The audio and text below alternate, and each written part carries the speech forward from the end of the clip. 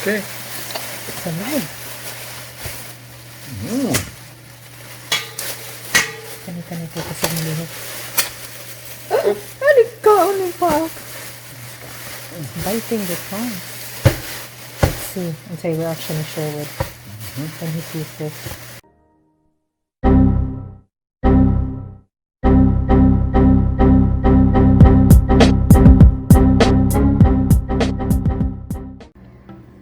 Good evening. Welcome to another episode of Vegas Live.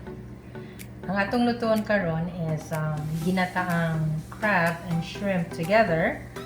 And here are the main ingredients. So, mani siya, crabs cut into half. So, mga 2 pounds ni siya. Among gi-cut na into half each crab. And then we're also gonna add 1 pound of shrimp. And of course, your coconut milk. And for seasoning to taste, that's in. And salt.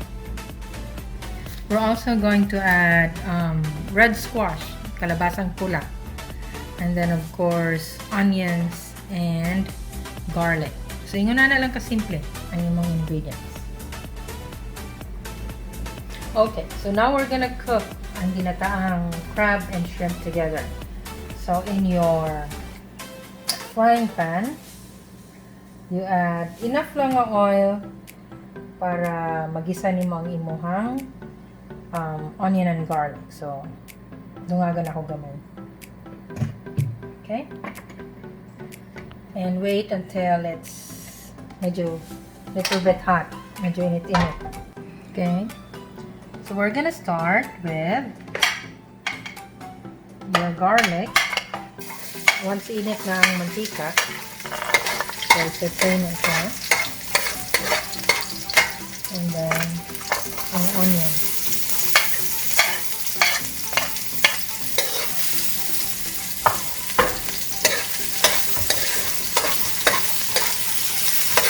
Okay. Kung maluto na, medyo maluto lang imuhang onions and garlic, then you add the crab. Okay? You add your crab right there. And then you also add the shrimp. And for seasoning or to taste, you're gonna add salt according lang sa imong taste. So, no specific measurement. According to your taste. And then you stir. And let it sit for about 2 minutes. Okay. So, after 2 minutes, stir it again. Okay. Kayon lang nimo. Ang imuhang mixture of crab and shrimp. And then you add 2 cups of water. So that's 1.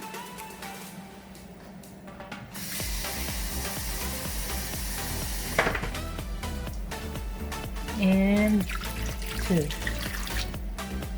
And then we're gonna add the squash. And we're gonna let it cook until ang squash is medyo tender. Now also we said if you want a little bit of vexin just to taste, add to the taste, then gamay lang imong i-add. Okay? And then just leave it at that for about, I don't know, mga siguro 7 minutes until the squash is tender. Okay. Ito na ning i-check ang atong ginataang shrimp and crab. So, we're gonna check kung tender na ba ang squash.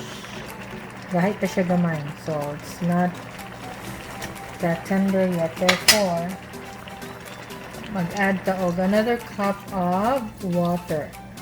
And let it simmer for another few minutes until tender ang imong squash.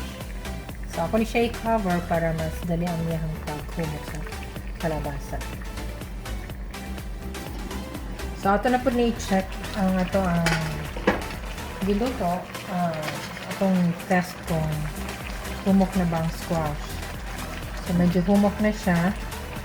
Kamay na lang dyan ang kulang. Therefore, we're gonna add our coconut milk. So, we're gonna use the whole can of coconut milk.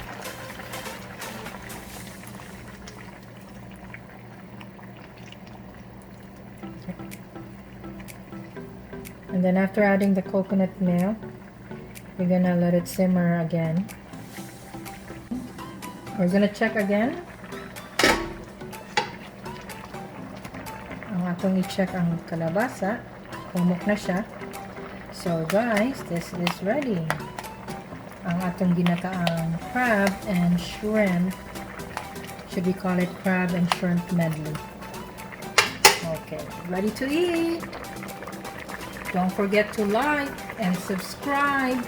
Till next time. Gusto mo makakita how to cook something else, just put it on the comment section. Bye. Goodbye. Again, like and subscribe. Kung sa pa inyong gusto akong lutuin, just put it in the comment section. Goodbye.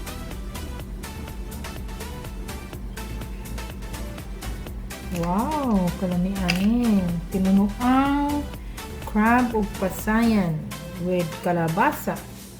Wow. Init. Init. Pero lami ni siya.